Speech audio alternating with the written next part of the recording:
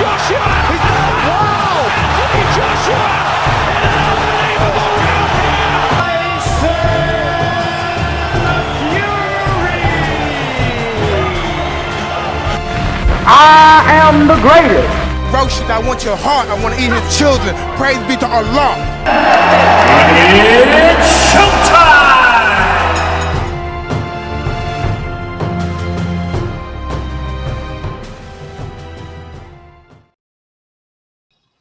Hello and welcome back to the VAVEL podcast.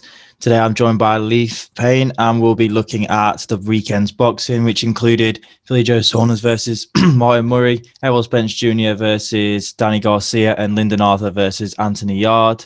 And of course, we'll be looking at the breaking news that Logan Paul will be fighting Floyd Mayweather in an exhibition match, but we'll come to that later. We'll start with the weekend's action, which saw Billy Joe Saunders retain his WBO super middleweight crown at Wembley Arena with a pretty convincing win against Martin Murray, who's a very durable opponent. Scorecards read 120 to 109 twice and 118 to 110 on the judges' cards. So a fairly dominant performance, wouldn't you say? Yeah, I feel like he was very comfortable in there and very confident. Hats off to Martin Murray. 5th or 6th world title challenge. Unfortunately fell short. He's been a great servant to British boxing, and if that was his last fight, then we wish him all the best in the future. But that was just a fight with no disrespect to Martin for Billy Joe, just to get out of the way and just keep active and just keep that bout. And I feel he is the worthy contender of the winner of Canelo, Callum Smith, and if he doesn't get that fight, then it'd be a real shame. He's been very vocal about wanting to face Canelo for many years. Or on the other end of the spectrum, we could see him face Gennady Golovkin in the super middleweight division. I'm not too sure. What do you think about that with future bouts for Billy Joe? He's got plenty of options. I think Demetrius Andrade is a fight that I'd like to see if Liam Williams doesn't get the fight. But yeah, I think he's got 3 big choices there. Canelo said that recently he's looking at unification at 168. So it makes sense that the winner of Callum Smith, Canelo, will be Billy Joe's next opponent. I think that's the one he's chased for a long time. I think he feels like he has the beating of him with his movement and his southpaw and his skills. I feel like he can really cause a lot of problems, different types of problems that Callum Smith will pose. But I feel like, yeah, any of these fights can be made, but I'd like to see the Canelo one most. Probably Andrade second, then Golovkin third, to be honest. But whoever what we'll get, we'll decide. We'll have to wait for the 19th of December to see what the result of that fight is. So plenty of big fights for him. I thought he looked really good, really strong, quick, motivated. He wasn't happy with his own performance, which I'm not sure why, because he looked good. He looked really good. And he absolutely backed him on the cards and, could have potentially a knockdown in the 4th as well. I thought it was a knockdown. He was putting on the pressure, landed a good straight left, and he did sort of wobble and was holding on and then fell over and didn't call it a knockdown. But he did everything right. And yeah, Canelo next, please. That's all we want to see. I'm sure he's dying to make that fight. I'm sure Eddie Hearn's dying to make that fight as well. Definitely. And I feel like everybody around that weight wants that big money fight or the big opportunity fight to show that they can get the beating of Canelo. But we'll see.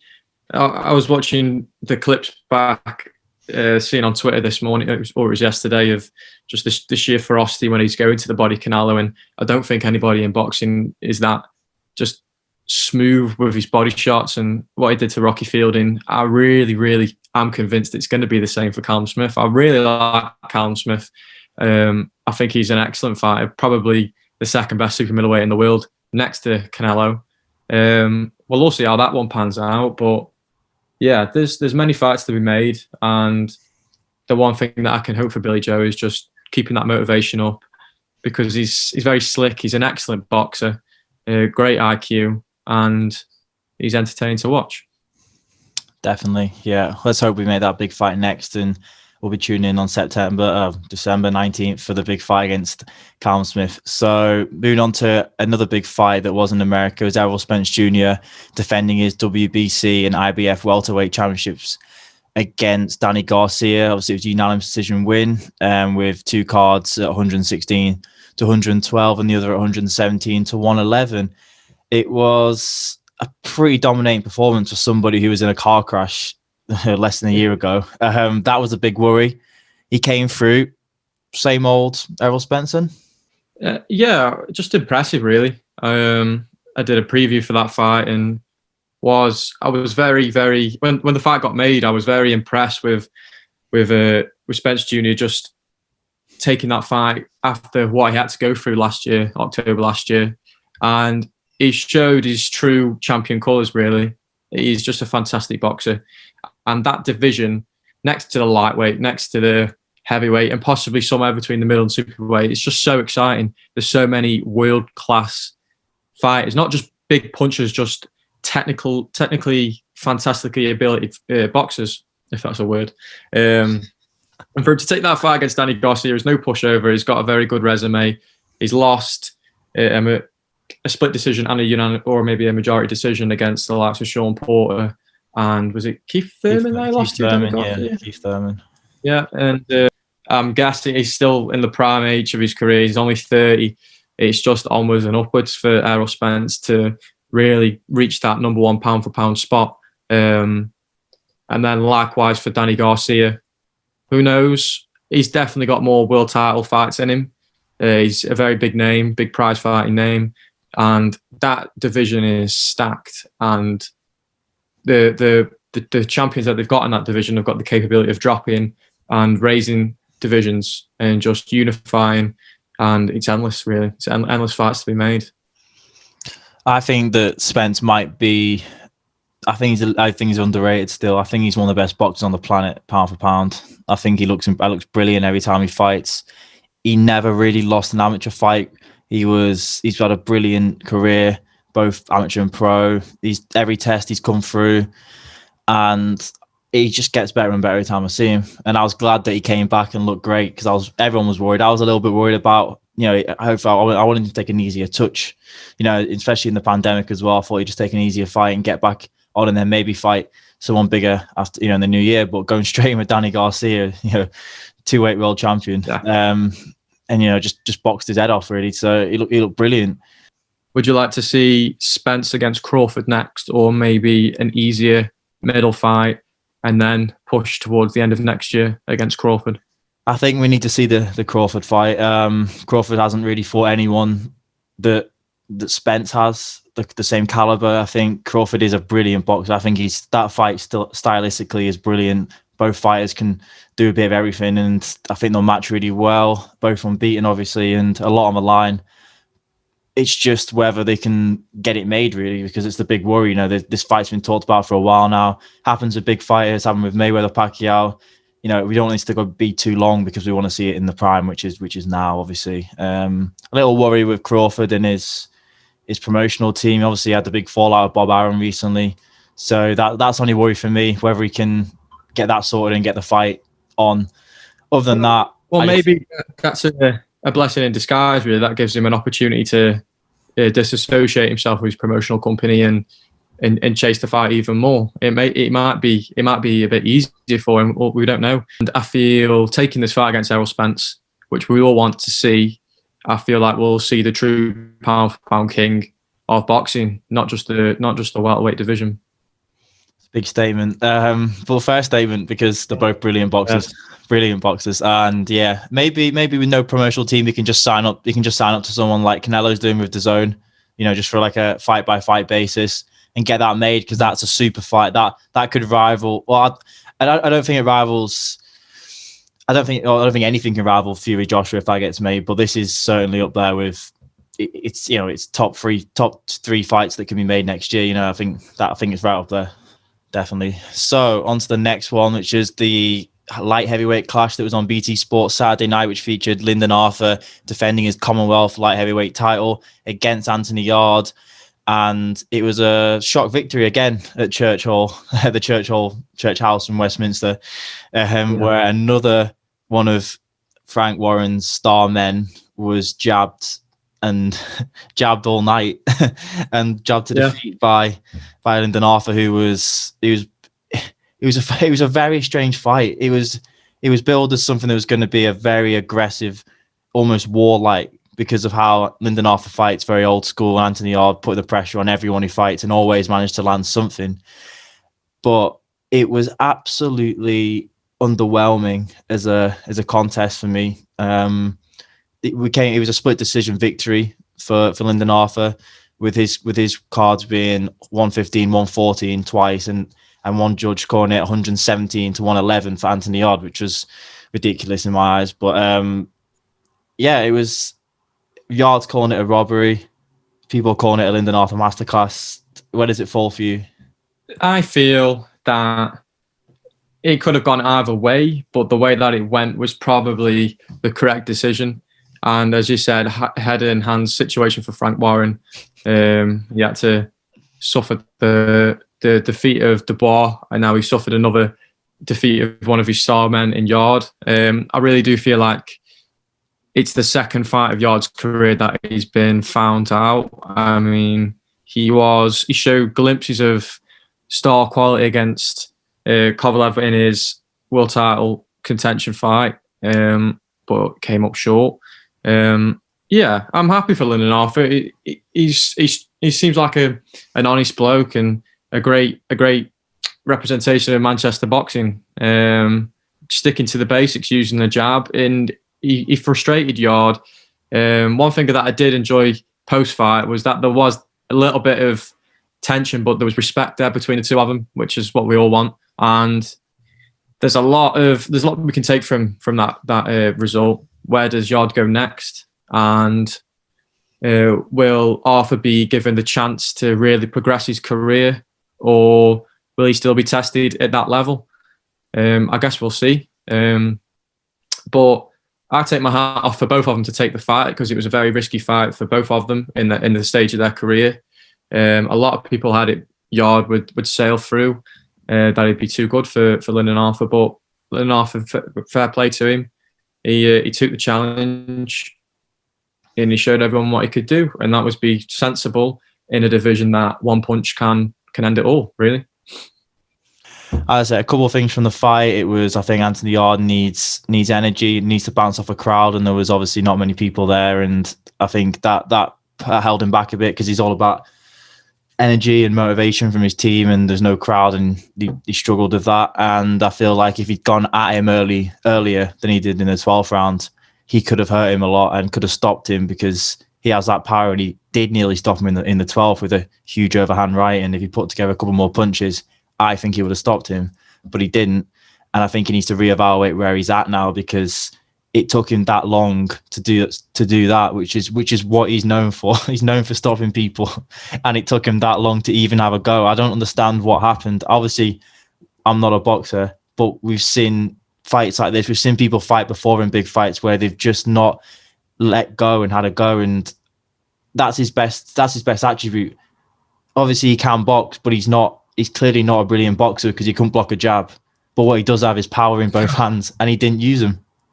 So that blows my mind. He must be head in his hands, crying for a rematch. And if in that rematch, he has to just go and put it on him, because that's all he's got to do. Yeah, and he's got to show Frank Warren that, listen, I'm not going to be washed up. I've got this star potential and ability. A massive thing that I've taken back from the reaction to the result, and I was watching Dave Allen on his Instagram stories doing a Q&A. And he said that he'd be very suited to training with Adam Booth. He says that Adam Booth would sort him out. And I've watched some fascinating training videos of Anthony Yarde. Is it just a hype train? You know what I mean? Is it just a hype train? I mean, lackadaisy in on the heavy bag, showing these videos of getting these big guys throwing massive heavy punches at him. I'm like, what's that achieving other than fame and hype on social media? If you want to take this boxing thing seriously and fulfill what he's got natural God-given talent and God-given power. If he really, really wants to pursue what he can actually do, then I feel like, and listen, I've got no right to say what he should and shouldn't do with his career, but I feel like he should take a step back and just realize his actual potential and start being serious about his training, because it all happens in the training camp, doesn't it? Yeah. And I feel like from this, Lyndon Arthur's just soaked it all up and says, listen, I know what I'm going to do. I'm going to go with a game plan, and which he did. He jabbed, and he frustrated him. And you could tell he was frustrated on the post-fight interview when they were both stood there at the ring. It really did get me a bit irate when I was watching the pre-fight build-up, because I'm like, what's he doing?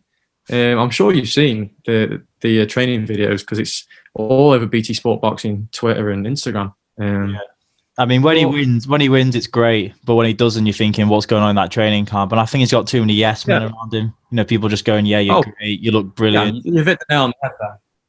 You look brilliant. You look great. You're a fantastic boxer. You're going to go far in the game. And I also think the Kovalev fight, I think they've been, every time they got asked about that in the pre-match, I only thought about this today, actually, but in the pre-match, every time they mentioned Kovalev, he'd get this sort of smug smile every time. He'd be like, oh, yeah, like he'd won it, or like he'd achieved something like a high level. When in reality, he got his head boxed off and nearly, for pretty much every round, got put down by a jab that finished him, and only rocked him for one round when his coach told him to empty the tank. So for me, he never should really take in the Kovalev fight. Big respect for him to take in the Kovalev fight and this fight, but I don't think he's going to change trainer though. That's the thing, because they're like they're a family, that they've been like that for ages, and they're so safe in each other. The only thing I think they could do is maybe collaborate with another trainer and bring someone else in. But I don't know. But their egos must be tarnished. And the way they were talking after the fight, it's a robbery, I won this fight, just says that they're going to carry on this way. And if they do, then it's a waste of talent. And I think he probably has a better chance of winning a world title than Lyndon Arthur would, because I feel like Lyndon Arthur doesn't have the power to hurt the bigger guys, and Yarde would. Yeah. But Yarde just needs that little bit of tinkering. Listen, I don't want to be here absolutely slating the guy, because I think he's an excellent fighter, and that light heavyweight division is really, really heating up. And they need to just take a step back and just put everything on the table and just understand where he can go from here. And I wish him all the best, really, because when he's winning, he's excellent. He's got fantastic power and fantastic showmanship. So, but yeah, that capped off a really good weekend of British boxing, in my opinion. Yeah, definitely. You could talk about Anthony Yarde and his team for hours, but we won't. Great weekend of boxing on the British fronts. Obviously, wins for Billy Joe Saunders, Lyndon Arthur, and Errol Spence Jr. in America. All set up brilliant 2021s for those fighters, winners and losers potentially. But breaking news today last night was Logan Paul versus Floyd Mayweather being announced in an exhibition in February coming up. Another exhibition following on from the Mike Tyson, Roy Jones Jr. one, which a crazy stat was that the pay-per-views for that buy was at least, I don't know the actual figure, but it was so much more than the Tyson Fury Wilder 2 rematch. Like it was way more people tuned in and paid the money for that exhibition than they did for the biggest fight in the world, which screams that in one way that boxing is maybe a little bit broken in that sense, but it's also that it gets a lot more eyes into the sport. And one thing is for sure, you're going to get a hell of a lot of eyes watching that fight. It's a business, mate. That side is a business. It's not true to like professionally sanctioned bouts that you would see of like the British Boxing Board of Control or anything in America. It's a business, and it's like a showcase, really. And there's many things that you can take from it. When I don't have a problem with the YouTube boxing scene. I don't have a problem at all. But I just feel that this fight kind of just pushed me over the edge a little bit, and I really just can't. I don't get it. What weight are they going to fight at? Yeah. Have you seen how big of a guy Logan Paul is? He's light heavyweight, isn't he? It's massive, and even his brother fought cruiserweight on the Tyson undercard, and I think the biggest that we ever seen Floyd was either junior middleweight or just straight middleweight. He never reached above that to that 100-pound bracket, and I really just don't get it. I really don't get it at all. And I've seen an absolutely just mind-boggling tweet earlier. I'll pull it up and I'll read you this. Michael Benson tweeted this morning. The Floyd Mayweather versus Logan Paul exhibition is being staged by Fan Mio on pay-per-view.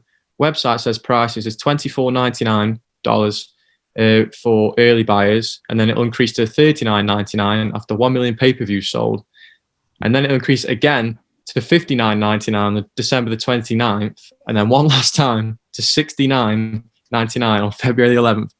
Is that a joke? You know what I mean? It's just mind-boggling, and there's no way in hell that you'll get me paying $70, which is like £60 for any boxing match, even if it's got some of the most legendary boxers fighting each other. It's just mind-boggling. And I mean, a pro that you can take from it is good exposure, great exposure for the sport that we both love. But it's just kind of a bit of a circus show, really, in my opinion. I can't get my head around this one, and I'm sure you can't either. Agreed. Yeah. I didn't mind the Mike Tyson one because there were a lot of that money was going to charity. I don't know how much of this is going to charity. I think it's going into Floyd's back pocket, and Logan Paul's too, and whoever else wants a slice as well. But those type of things, you never know. It might fall through. You never know. It's ridiculous as it is. It might just fall through. But we'll come to that another point, a later date. Maybe discuss the whole issue of that, the whole boxing YouTube scene in a whole another video. But for now, obviously, great weekend for Billy Joe, Lyndon Arthur, and Errol Spence, and a great weekend for Logan Paul and Floyd Mayweather's accountants, I imagine, as well. But moving on, for this week coming up, we'll have big build up for Anthony Joshua's return against Kubrat Pulev in a fight that is massive for boxing and heavyweight scene, as well as a great undercard as well. Some great fights to round off the English domestic year before we jump into the American cards of Golovkin and Canelo, and into the new year with Luke Campbell and Ryan Garcia. So plenty to talk about. So yeah, we'll get back into those around Thursday, Friday time. Thanks for listening, thanks for watching, and thanks Lee for joining me for this. And yeah, Bavel will be back soon, and we will see you on Friday. Thanks.